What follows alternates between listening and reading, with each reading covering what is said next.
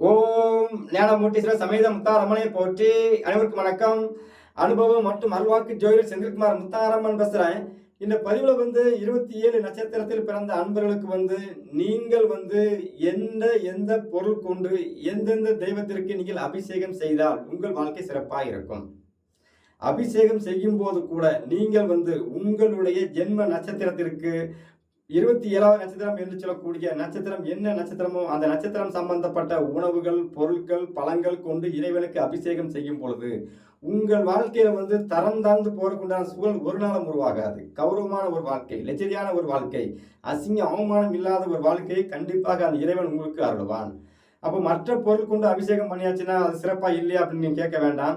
எந்த பொருள் கொண்டு அபிஷேகம் பண்ணாலும் சிறப்பு, அது எந்த மாற்றம் கிடையாது. ஒவ்வொரு பொருட்களும் ஒவ்வொரு தன்மைக்கு உண்டான அந்த அபிஷேகத்துக்கு உண்டான பலனை அந்த இறைவன் உங்களுக்கு அருள்வான். ஆனால் உங்களுடைய ஜென்ம நட்சத்திரத்திலிருந்து வரக்கூடிய 27வது நட்சத்திரம் சொல்லக்கூடிய நட்சத்திரம் இருக்கு பாத்தீங்களா, உங்களுக்கு ஒரு கௌரவமான ஒரு வாழ்க்கை, லட்சரியான ஒரு வாழ்க்கை, அந்தஸ்தான ஒரு வாழ்க்கையை கண்டிப்பாக கொடுத்தே தீரும். அந்த நட்சத்திரம் சம்பந்தப்பட்ட தெய்வங்கள் என்ன தெய்வமாக வருதோ அந்த தெய்வத்திற்கு அந்த பொருள் கொண்டு அபிஷேகம் செய்யும் போது உங்க வாழ்க்கை சிறப்பா இருக்கும். வாழ்க்கையில ஒரு நாளும் பிரச்சனை இருக்காது. அது என்ன அப்படிங்கிறத இப்ப தெளிவா சொல்றேன். அஸ்வினியில் பிறந்த அன்பர்களுக்கு மீனாட்சி அம்மனுக்கு நீங்கள் கரும்பு சாறு கொண்டு அபிஷேகம் செய்தால் உங்கள் வாழ்க்கை லெஜரியான ஒரு வாழ்க்கை கண்டிப்பாக அமையும். பரணியில் பிறந்த அன்பர்களுக்கு சிவன் கோவிலில் போய் வழிபாடு செய்யும் பொழுது வில்வ ஜலம் கொண்டு நீங்கள் அபிஷேகம் செய்ய வேண்டும். கார்த்திகையில் பிறந்த அன்பர்களுக்கு பார்த்தீங்கன்னா துர்க்கை அம்மனுக்கு தேன் தயிர் கொண்டு அபிஷேகம் செய்ய வேண்டும். ரோஹிணியில் பிறந்த அன்பர்களுக்கு முருகப்பெருமானுக்கு பஞ்சாமிர்தம் கொண்டு நீங்கள் அபிஷேகம் செய்ய வேண்டும். மிருகசீரிஷம் நட்சத்திரத்தில் பிறந்த அன்பர்களுக்கு பார்த்தீங்கன்னா நீங்கள் பெருமாள் கோவில் அல்லது கிருஷ்ண பரமாத்மா கோவிலுக்கு நீங்க போறீங்கன்னா வெண்ணெய் வாங்கி கொடுத்து வெண்ணெயை சாத்தி நீங்கள் அபிஷேகம் செய்ய வேண்டும். திருவாதிரையில் பிறந்த அன்பர்களுக்கு சிவன் கோவிலுக்கு போகும்போது இளநீர் வாங்கி கொடுத்து நீங்கள் அபிஷேகம் செய்ய வேண்டும். புனர்பூசம் நட்சத்திரத்தில் பிறந்த அன்பர்களுக்கு பார்த்தீங்கன்னா நீங்கள் சிவன் கோவில் வழிபாடு செய்யும் பொழுது மாதுளம்பழம் கரும்புச்சாறு கொண்டு அபிஷேகம் செய்தால் நல்ல நன்மைகள் உண்டாகும். பூசம் நட்சத்திரத்தில் பிறந்த அன்பர்களுக்கு பார்த்தீங்கன்னா நீங்கள் ராமன் கோவில் பக்கத்தில் இருந்தால் ஸ்ரீராமன் கோவில் பக்கத்தில் இருந்தால் ஸ்ரீராமனுக்கு பார்த்தீங்கன்னா கரும்புச்சாறு கொண்டு அபிஷேகம் செய்வது. ராமன் ஸ்தலங்கள் பக்கத்தில் இல்லை அப்படிங்கிற பட்சத்தில் நீங்கள் அதை அனுமனுக்கே நீங்கள் அந்த அபிஷேகத்தை செய்யலாம். அல்லது பெருமாள் அம்சம் என்று சொல்லக்கூடிய சிவன் நாராயணன் அம்சம் என்று சொல்லக்கூடிய பெருமாள் அம்சத்தில் உள்ள அனைத்து தெய்வங்களுக்கும் இந்த அபிஷேகம் செய்யலாம்.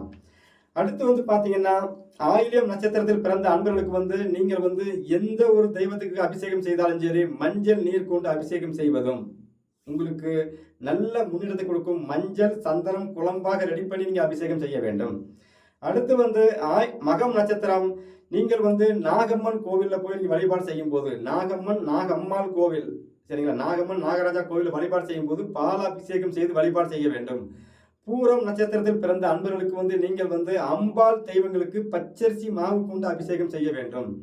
உத்திரம் நட்சத்திரத்தில் பிறந்த அன்பர்களுக்கு உள்ளூர்ல இருக்கக்கூடிய கிராம தேவதை என்று சொல்லக்கூடிய அம்பிகை மாரியம்மன் அம்பாள் தெய்வங்களுக்கு நீங்கள் எலுமிச்சம்பழம் சாறு ரெடி பண்ணி அதுல நீங்கள் அபிஷேகம் செய்தால் நல்ல முன்னேற்றங்கள் இருக்கும். அஸ்தம் நட்சத்திரத்தில் பிறந்த அன்பர்களுக்கு பார்த்தீங்கன்னா ஐயப்பனுக்கு நீங்கள் அன்னாபிஷேகம் செய்து வழிபாடு செய்யும் போது நல்ல முன்னேற்றங்கள் கௌரவமான ஒரு வாழ்க்கை கண்டிப்பாக கிடைக்கும். சித்திரை நட்சத்திரத்தில் பிறந்த அன்பர்களுக்கு சிவன் கோவிலுக்கு நீங்கள் சிவன் கோவிலுக்கு போகும்போது தேன் வாங்கி கொண்டு அபிஷேகம் செய்வது, ஆரஞ்சு பழ சாறு கொண்டு அபிஷேகம் செய்வது நல்ல முன்னேற்றத்தை கொடுக்கும். சுவாதியில் பிறந்த அன்பர்களுக்கு காமாட்சி அம்மன் கோவில் உங்கள் ஊர்ல இருந்தால் இளநீர் வாங்கி கொடுத்து அபிஷேகம் செய்துக்கிட்டே இருங்க. காமாட்சி அம்மன் கோவில் உங்க ஊர்ல இல்லை அப்படின்னா அதற்கு பதிலாக நீங்கள் அம்பாள் தெய்வங்களுக்கு அபிஷேகம் செய்யலாம். விசாகம் நட்சத்திரத்தில் பிறந்த அன்பர்களுக்கு மகாலட்சுமி அம்மன் கோவில் உங்கள் ஊர்களில் இருந்தால் தேன் அபிஷேகம் செய்யலாம். மகாலட்சுமி அம்மன் கோவில் உங்க ஊர்ல இல்லைனாச்சுன்னா ஒரு பெருமாள் கோவில் இருக்குது அப்படின்னா அந்த கோவில்ல பார்த்தீங்கன்னா இருக்கக்கூடிய பூதேவி என்று சொல்லக்கூடிய சரி நாராயண் மனைவி என்று சொல்லக்கூடிய அம்சம் அந்த தேவியின் அம்சமாக இருக்கக்கூடிய அந்த தெய்வங்களுக்கு நீங்கள் தேன் அபிஷேகம் செய்யும் பொழுது நல்ல வருமானம், பொருளாதார முன்னேற்றம் எல்லாமே சிறப்பா இருக்கும். அனுசம் நட்சத்திரத்தில் பிறந்த அன்பர்களுக்கு பார்த்தீங்கன்னா நீங்கள் முருகப்பெருமானுக்கு நெய் அபிஷேகம் செய்வது நல்ல கௌரவமான ஒரு வாழ்க்கையை கொடுக்கும். கேட்டையில் பிறந்த அன்பர்களுக்கு பார்த்தீங்கன்னா நீங்கள் அனுமானுக்கு அனுமான் மற்றும் மகாலட்சுமி இவங்களுக்கு இந்த தெய்வங்களுக்கு வந்து நீங்க நல்லெண்ணெய் காப்பு சாத்திரத்துக்கு வாங்கி கொடுத்து அபிஷேகம் செய்ய கொடுக்கும் பொழுதும் பதநீர் கொண்டு, அதாவது பனையிலிருந்து எடுக்கப்பட்ட பதநீர் கொண்டு அபிஷேகம் செய்வதும் நல்ல முன்னேற்றமா இருக்கும். கல்கண்டு அபிஷேகம் செய்யலாம். கல்கண்டு இப்படி என்னென்ன அபிஷேகம் செய்யணுமோ அதெல்லாம் செஞ்சுக்கிட்டே இருக்கலாம். கல்கண்டுகள் கல்கண்டு அபிஷேகங்கள். அடுத்து வந்து மூலம் நட்சத்திரத்தில் பிறந்த அன்பர்களுக்கு வந்து பார்த்தீங்கன்னா, நீங்கள் பெருமாள் கோவிலில் போய் வழிபாடு செய்யும் பொழுது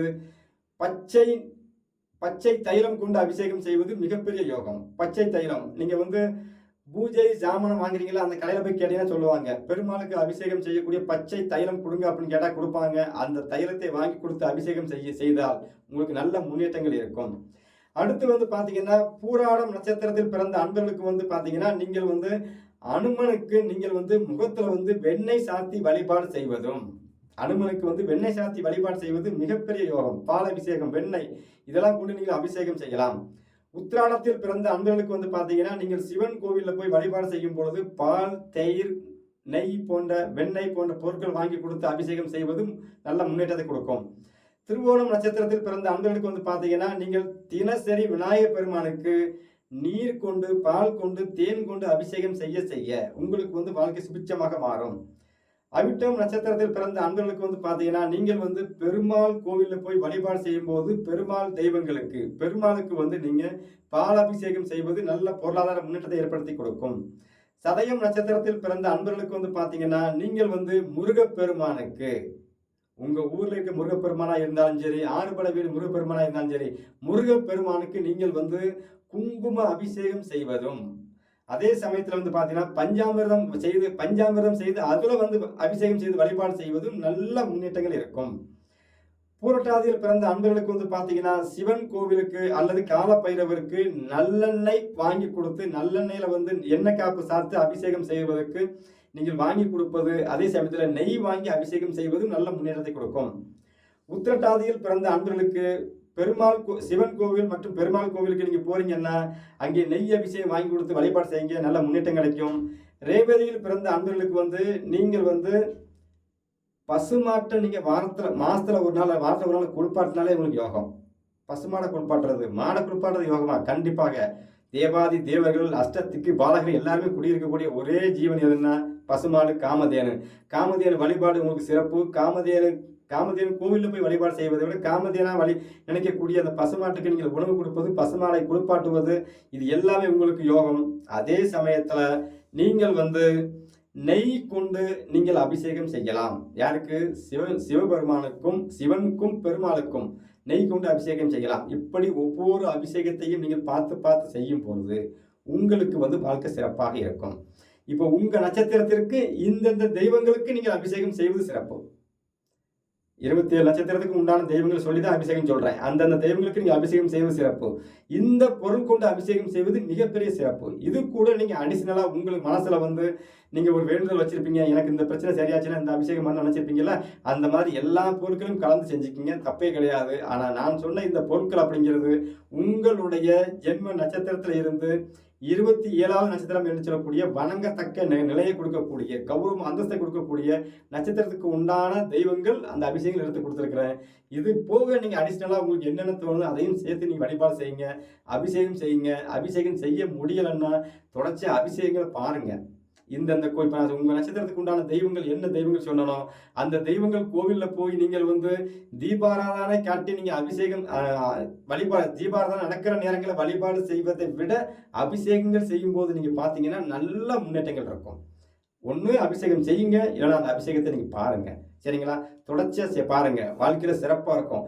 அபிஷேகம் அப்படிங்கிறது பார்க்கறதே பெரிய விஷயம். அதுலேயும் இரவு நேரங்கள்ல நீங்க இரவு நேரம் அர்த்தஜாம பூஜையில போய் அந்த அபிஷேகங்களை பார்த்தீங்க அப்படின்னா உங்கள் வாழ்க்கை சுபிட்சமாக மாறும்.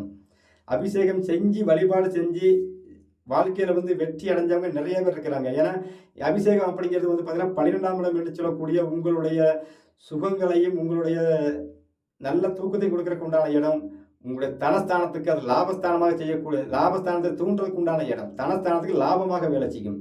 வருமானம் ஒரு நாளும் குறைவு இருக்காது. சரிங்களா? தொடர்ச்சியா செஞ்சு பாருங்க, வாழ்க்கையில ஜெயிக்கலாம். இன்னொன்று சொல்லிடுறேன், நட்சத்திரம் சம்பந்தப்பட்ட விஷயத்துல வந்து உங்களுக்கு இன்னும் தெளிவா நிறைய விஷயம் கிடைக்கணும்னு நீங்க நினைச்சீங்கன்னா, பார்க்கணும்னு ஆசைப்பட்டீங்கன்னா என்னுடைய சேனல்ல வந்து ஸ்ரீ முத்தாரம்மன் அனுபவ ஜோதிடம் இந்த சேனல்ல பிளேலிஸ்ட்டில் போய் பாருங்கள். நட்சத்திர சூட்சமங்கள் தலைப்பில் வந்து நான் ஒரு 500 வீடியோ பக்கம் கொடுத்துருப்பேன். அந்த வீடியோவில் போய் பார்த்தீங்கன்னா உங்கள் நட்சத்திரத்துக்கு நீங்கள் எதை செய்யணும், செய்யக்கூடாது, என்ன அபிஷேகம் செய்யணும், என்ன அபிஷேகம் பார்க்கணும், உங்களுக்கு உண்டான சித்தர்கள் யார், பெருமக்கள் யார், எந்தெந்த நட்சத்திரங்கள் வந்து எந்தெந்த இடங்களில் இயங்கிக் கொண்டே இருக்கும், அங்கே போகலாமா போகக்கூடாதா அப்படிங்கிறத நீங்கள் தெரிஞ்சு ஒரு சில விஷயம் செஞ்சீங்க அப்படின்னா உங்களுக்கு வாழ்க்கையில் வந்து ஒவ்வொரு நாளும் பொற்காலமாக இருக்கும், தடை இல்லாமல் இருக்கும், நிம்மதியாக இருக்கும், பிரச்சனை இல்லாமல் இருக்கும். சரிங்களா? எல்லோருக்கும் என் தாய் முத்தாரம்மன் அருள் பரிபூர்ணமாக கிடைக்கட்டும். நன்றி, வணக்கம்.